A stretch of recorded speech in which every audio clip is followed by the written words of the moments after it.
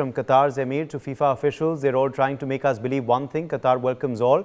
Beyond the surface, that statement is far from true, though. Investigations by Swedish and Danish media networks have exposed Qatar's homophobic hospitality sector, posing as newlywed gay couples. Journalists made calls to FIFA-approved hotels in Qatar, from refusing accommodation to asking the couple to modify their behavior in public and not dress gay. The journalists heard it all. Both FIFA and Qatar continue to face a backlash, though, over the decision to host the World Cup in a country that criminalizes homosexuality.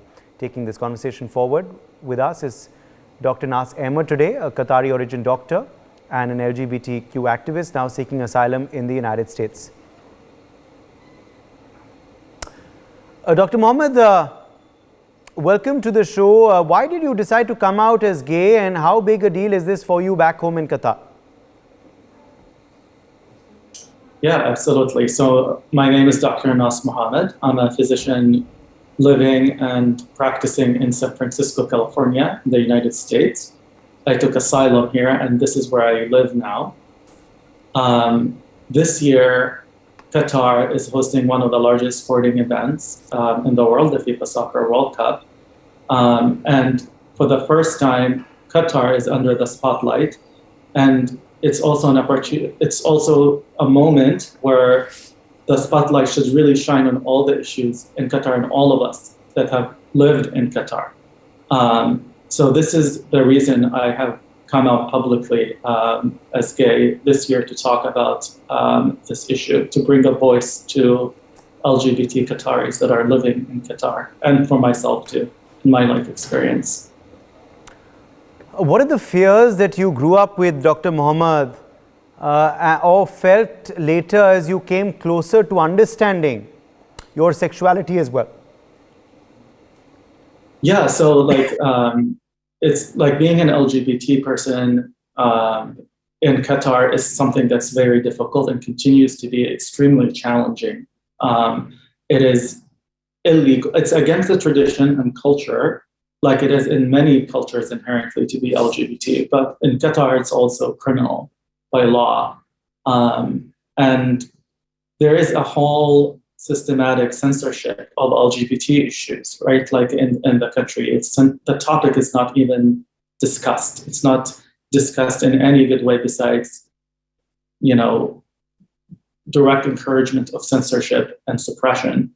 And even it's not addressed in the healthcare system. It's not addressed in the educational system. It's not addressed in a societal level. And then there is this constant systematic censorship of it in all of these areas. And then there is also censorship of the LGBT people that can get violent, very violent. That's by the society and also by the law enforcement in Qatar. You've sought asylum, Dr. Mohammed, in the US reportedly. Is that correct? Because it's not safe for you to go back to Qatar. What threats does the LGBTQ community face in Qatar? Yeah, so that's what just like I mentioned earlier, right? Like as an LGBTQ person, you really become an extremely marginalized member of the society immediately if people merely suspect that you're LGBT. And that on the LGBT spectrum, right, the more your gender expression deviates from the heteronormative societal expectation, the more of a target that you're going to be, right? And that applies to both men and women. From my personal experience and from the stories that I have gathered myself, if you're a cisgender man that is more feminine on that spectrum, the more severe like your punishment is going to be. And that can range from so many things, right?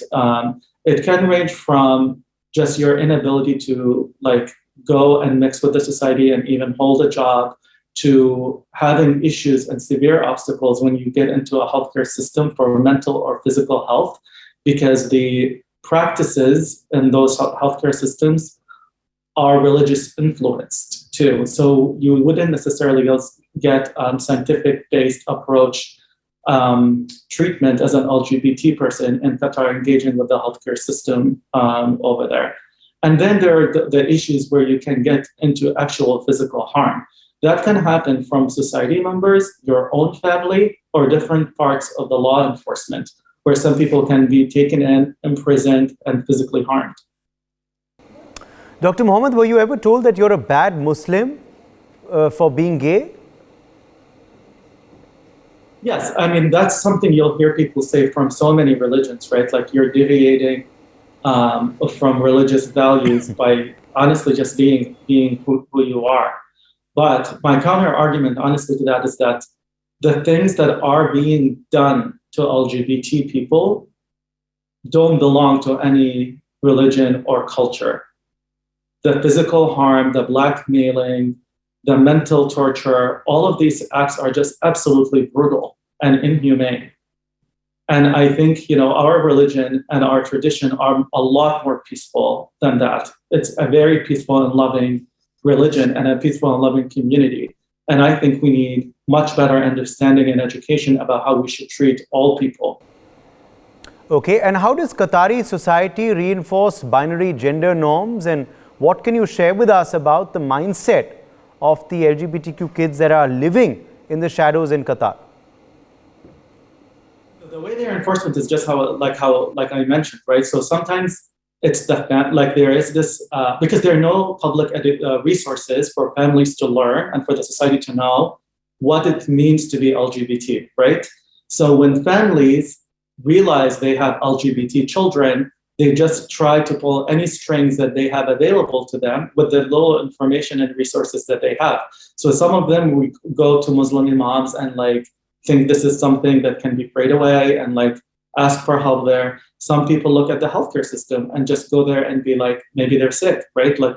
They really have no idea what's going on, and then try to get them some help. But then when that happens, you encounter systematic conversion practices that they have in the healthcare system, especially within the mental health SEPT department.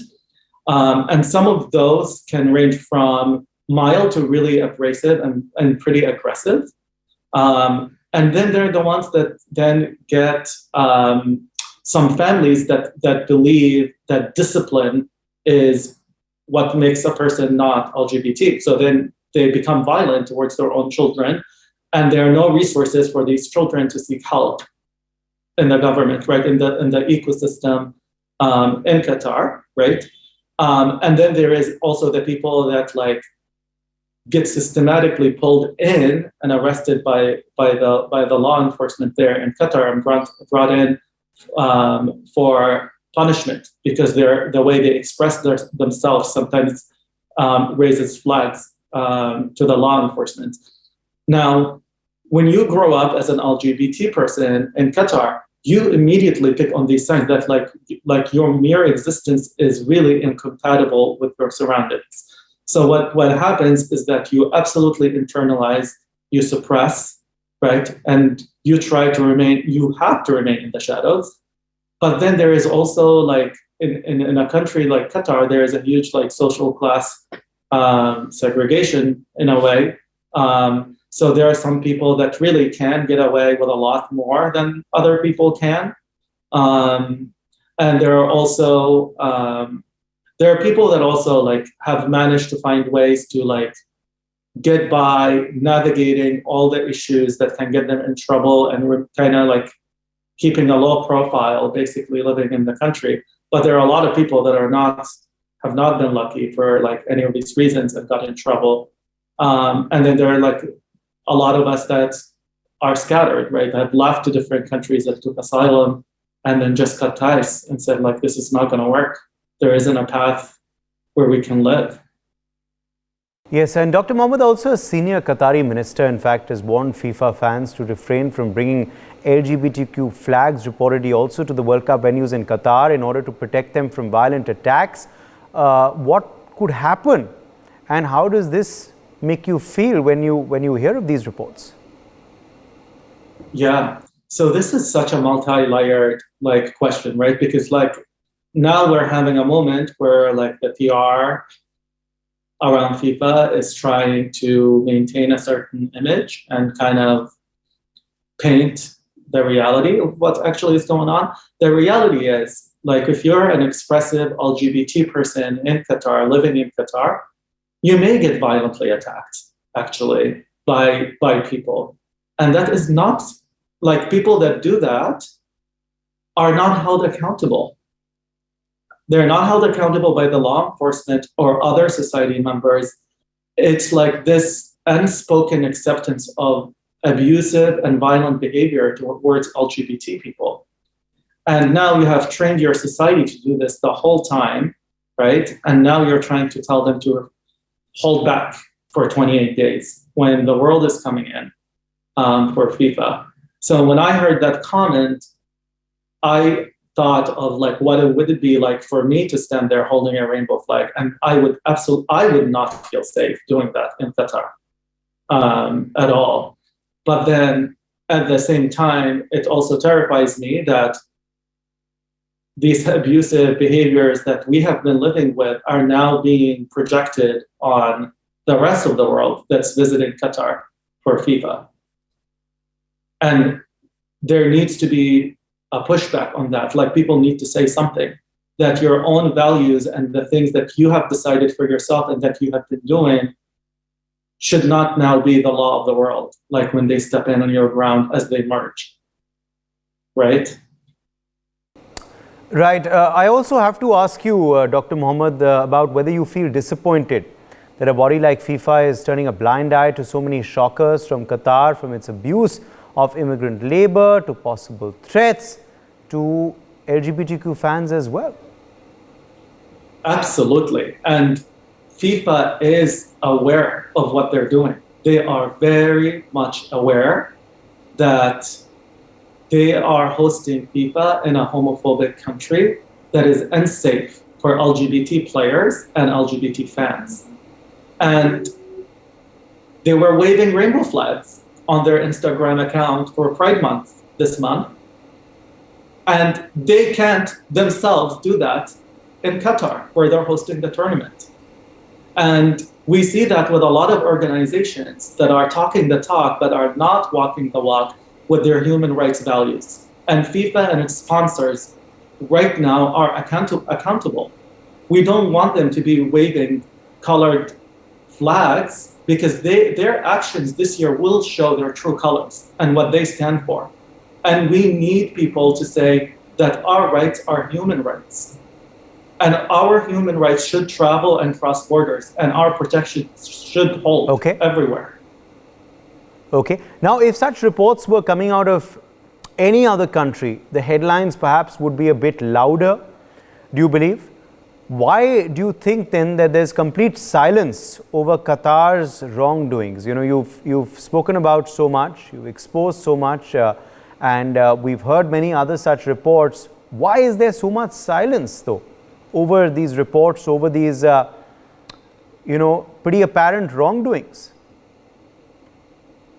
I think a lot of people, honestly, just straight up don't know what's going on. There is like lack of awareness right now.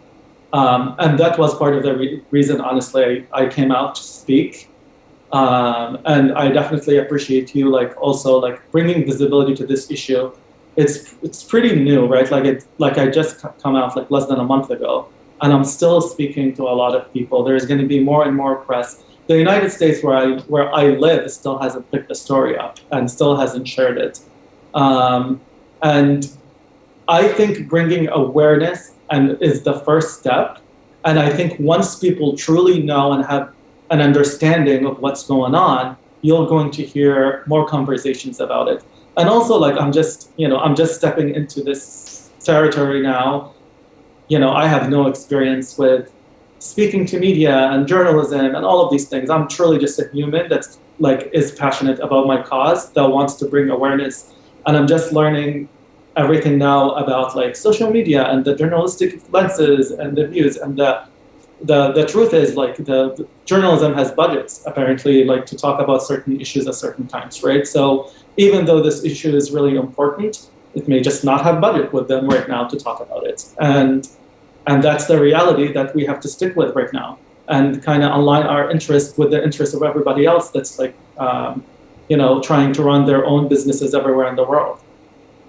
Yes. How hopeful then are you for a change in attitude to be more accepting of people for who they are? Dr. Mohammed, who they really are inside, what will bring about this change in nations such as Qatar? Of course, you're speaking up, which is a big deal in itself, but what further needs to be done to bring about this change in the world and particularly in countries like Qatar? So here's the thing, like there is a short-term objectives and there are long-term objectives. In the short term, people really need to know that LGBT Qataris are not okay living in Qatar right now. Like that needs to be known so that when people like me leave and try to take asylum in other countries, they need to be taken in because they're not okay. And that lack of transparency, right, when other countries don't know what we're going through in Qatar can prevent us from successfully leaving the country and being taken in as refugees. So that's building that bridge is like an important short-term goal. The change of attitudes and culture is going to take a long time, right? And it's going to include a lot of people. I don't believe the shift is going to happen when we just come up and say, hey, like this is really not working for us, would you change it? That is just not going to happen. So there needs to be consequences to the human rights violations. So these consequences should be reflected in the relationships that people have with Qatar, including the relationship FIFA is having with them right now. They need to have a stance and say something, because if they don't, they're just reinforcing and validating what's happening to us there, and that is very dangerous. Finally, Dr. Mohammed, I have to ask you about what would be your appeal to the global audience that's watching this telecast. You know, the people watching you today, you've obviously told your story, you've spoken about coming out, and also, of course, what you've been facing, what others are facing, what's really happening behind the curtains. But what would be your final appeal, your message to the global audience that, of course, is watching us and watching you today and your story? What I want to say is that when somebody like me comes up and speaks, there is going to be this tendency to see me painted in the image of the perception of where I come from. So some of them will see me as an Arab coming from an Arab country. Some will be seeing me as a Muslim. Some will just be seeing me as an LGBT person. Or whatever like lens you're going to see me is going to be the perceptions that you have. And my challenge for people that are listening to me is to suppress whatever stereotypes and fears they have about everything I'm coming in with and try to connect with me just as another human, right? Every human, wherever we're living, have the same need to love and be loved and be safe. And that is what I'm here to talk about. I'm talking about the need to create safe space for humans to exist without persecuting them based on their traits. And if this is something that like your viewers agree with, then I would love for your viewers to say something and back me up. There are many ways you can do something. I have an international petition that you can sign. The more voices I have, the more audience I'll have, and the more likely I'm going to bring visibility to this issue, to really talk about it this year. You can find it on allout.org, which is the one running my petition, or through the social media account that we got connected through, my Instagram account. All right, Dr. Nas Mohammed, appreciate you joining us on the broadcast. Thank you for sharing your story and for being with us live on the program today. Let's also bring in Major Mohammad Ali Shah, Empower Media panelist, who's joining us at this point on the broadcast. Major Mohammad Ali Shah, your first reaction to this interview, to Dr. Mohammed's story, and of course, the broader points that he has just raised. Uday, thank you very much. And I firstly compliment Dr. Nas Mohammed for having the courage of conviction to come out clean and come out of the closet at a time in Qatar when LGBT is right now illegal and there is a lot of discrimination, there is a lot of issue of human rights against the LGBT community. Major General Abdul Aziz Abdullah Al Ansari, a senior leader of Qatar, has warned the LGBT fans against coming to the stadium for the World Cup, which would happen later this year, perhaps in October. For 28 days, Uday, for 28 days, would one change their community just for a match? No. So, this kind of a thing, which is their human rights issues, people are not getting paid on time, people have built a state-of-the-art stadium. It is something which my heart goes out to them, and some of my closest friends, in fact, they are from the LGBT community. They are so pure at heart. And it is not that you are in bad company, which a lot of people perceive. No, you're wired that way, you're born that way. Does anyone say that you are straight or I am straight? No, it's a very normal thing. I think people who are from the LGBT community also are as normal as any one of us. It's all perception, it's all the mindset, how much we accept them. Unfortunately, there is still a taboo on them. For what? For what? For wanting to live life normally like a normal person, for wanting a life partner of your choice, just because their life is different from yours. What if a person is a closeted, is a gay man who's closet? He doesn't come out in the open. Then how would they know? And the Major General has also warned them against coming forward with the LGBTQ flags. I mean, I think it is something, and it's not, see, it's bringing headlines, not because the World Cup is going to be held in the Gulf for the first time, in the Middle East. It's making headlines for all, these are wrong reasons over there. And I think it's about time that people must understand and they must change, because I strongly believe, in fact, the society will not change unless and until we change our own selves. So the thinking has to start from here, from within, from right now. And all of us who are listening to us right now should think of the fact that many of us, you would be having friends who must be from the LGBT community. Well, everyone has a right to live their life their way, their term. Are they taking a penny from anyone else? Is somebody else paying the rent? Is somebody else footing their bills? Are they dependent on anybody else? No. And so my compliments on Dr. Nas Mohammed. He's been an example, and I think people, it's about time.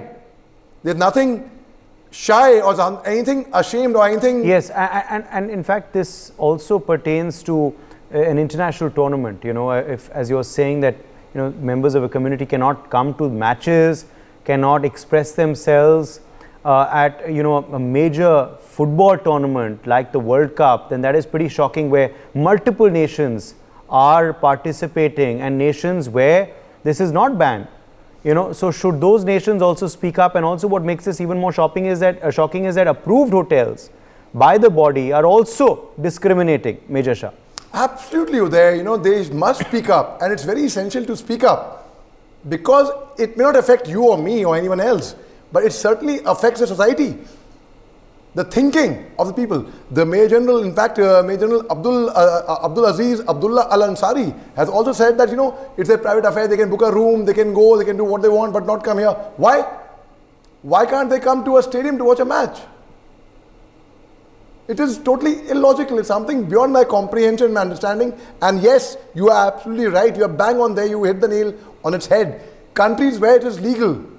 In fact, why only countries which are legal? Everyone who feels that way, every individual should come out in the open in whatever little access they have. Tweet about it on social media, on Facebook, whatever little access they have. They must speak about it. They must raise their voice, because only when a small voice, every drop of water makes an ocean, right? A small throw in the water can create a tsunami.